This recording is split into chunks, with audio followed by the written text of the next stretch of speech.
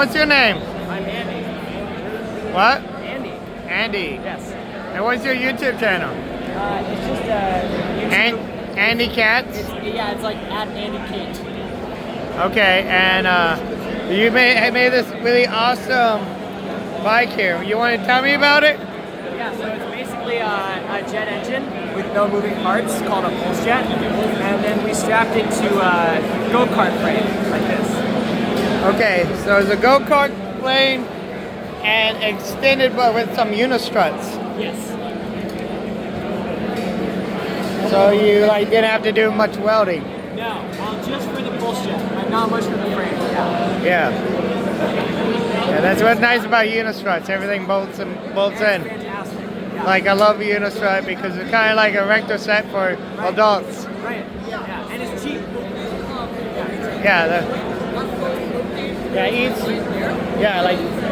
So you probably use what? Two things of unistruts? Yeah. And some plasma cut parts. Yes. Yeah, it's very simple construction. Just kind of like the fastest thing I could put together. It's not safe, that's for sure. But I'm definitely going to upgrade it in the future. And then the pole set is just like Colin Fools designed it. You had used on his website. Exactly. Alright.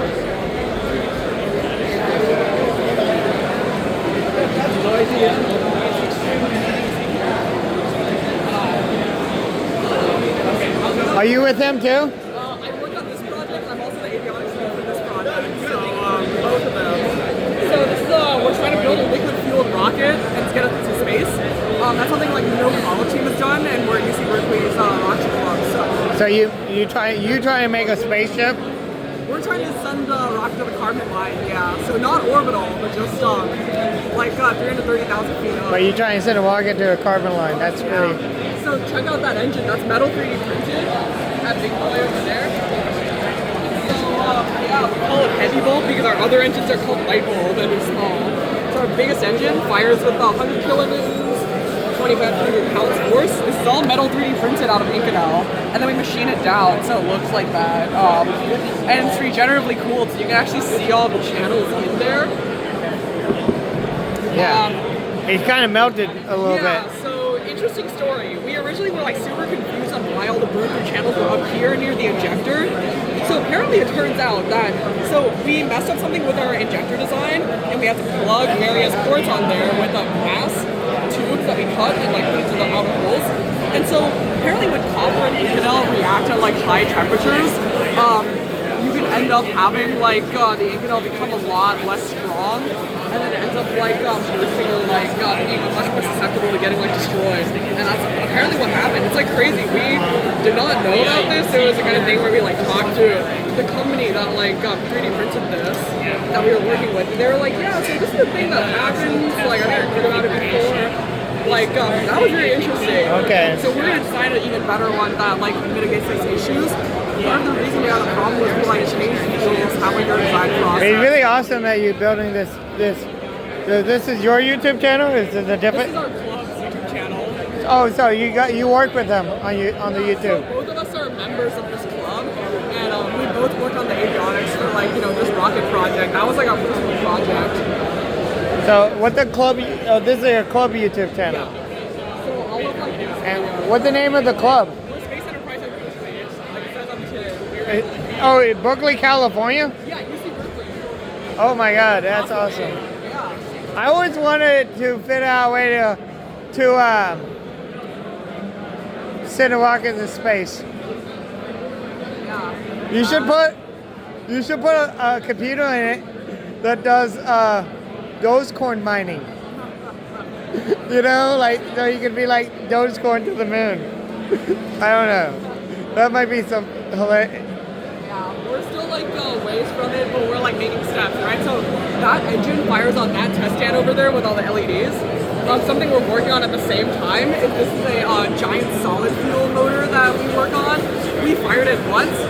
We want to put this in a rocket without Abbey, fly it to 100,000 feet to test our recovery systems and our telemetry. We actually do live video telemetry from our rockets, which is something not a lot of people do. And these are all the antennas we designed for that. These are like flexible PCB antennas we ordered on JLC PCB. Like these are all designed and then simulated to be like the exact length that they need to be. And then they can mount on an airframe like that. So it's really cool because like when we flew like that rocket, with this engine, we got video like the entire time. Like when the rocket was at apogee, we got video from the rocket, like, you know, over radio. And you could see like everything that was happening. You could see it hitting the ground like over video. It was kind of nuts. So like when we couldn't find the rocket right away because we had a parachute deployment issue, like we could literally go through the video and line up frames and be like, oh, it landed there, and that's how we found it. So Yeah, because building a rocket is a bunch of different aspects. You probably got like have to have one person doing the propulsion and one person designing this thing. yeah. A different person because it's like a completely different problem, you know? Yeah, you can really see like the sort of different pieces of it all on our test stand here. Because it's like, you know, we have a lot of things we need to control. To control that, like we have the propulsion side hardware, we have to manufacture a lot of things, put it all together, write the software, design the electronics that control it. Like you can just, you know, take a look around the card. We just have a lot going on it, but you know, it's all like designed. That's just a test stand? Yeah. So we have our fuel tanks on there, we have our main valves, and the engine mounts on there and fires. So that's what you use to, yeah. Well, that's the first step, right? We got to make sure all the parts work like this. Yeah. And then we can iterate, make it better, and then eventually we stack it into a rocket. We like test fire it, and then we launch. And each part is its own like problem that have to be solved. Oh yeah. And that's like you probably have like one person working on each part. Yeah, we have a like pretty big team, or at least there's quite a lot of us. There's like 30, 40 of us that come to all of our like, you know, engine test stand, like test fires and launches and whatnot. And so yeah, we have some people who work on like the fluid system. Some people design like the airframe and the structures. Other people work on like the electronics and the code. And it's like you know, learn a lot from doing that. But really, it is like all these little pieces that gotta come together, right? So yeah, like it's just a lot of like manufacturing, testing, prototyping. It should like take a lot. Yeah, so you actually got a lot of sponsors. Oh yeah. So there's a lot of things like, for example, metal 3D printing an engine like this that we just can't do, right? Like, I mean, it's expensive and we don't have the facilities on campus to do that. So AdMan has been super helpful. Like we design reviews with them. They give us a lot of feedback on like how to work with their printers to make things like this. And a lot of the companies on there, like they give us hardware because, you know, nice tools are expensive. This is the student kit right here. Yeah. So this mounts on the yeah, so it's kind of crazy that YouTube funded like space project. It's funded. It's like Yeah, we're all just undergrads. Like we put in a lot of work and yeah. Yeah. so like all the So this is our entire like avionics box. It reads all of the data from our sensors and controls all of the valves that we got here for controlling how fluid flows. This is our propellant tank. We use nitrous oxide, and our fuel tank. So our oxide is nitrous oxide. Our fuel is IPA. And like we have a lot of hardware for controlling very precisely like how the fluids flow. So we fill the tanks, we pressurize the tank, we control when the propellants reach the engine. That's all just like, you know, there's a lot of code and hardware and like assembly time, you know, because of like not only making it but really, really rigorously testing it. So yeah, it's like it's a lot of work and there's a lot of us doing it, but the results are always really cool to see. So do you have to be a student to be part of you guys' club, or? So we're like a school organization.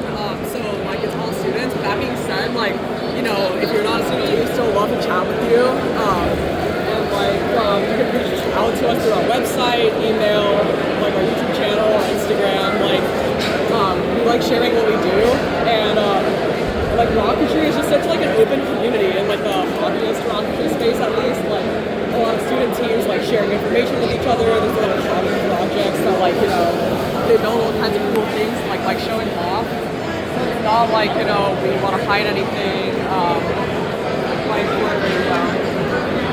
we work with like people in the like amateur rocketry community to learn how they do things. build better hardware. Yeah, like, we all also tested the same test site, so you had to see a lot. Electronic pressure regulator that we built.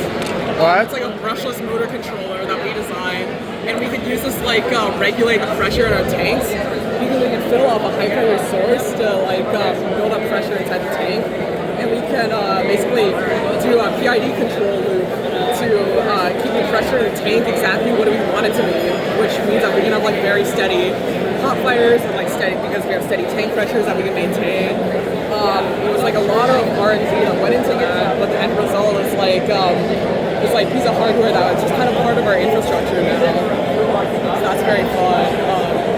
And it's like you know, we build it up over time. It gets better.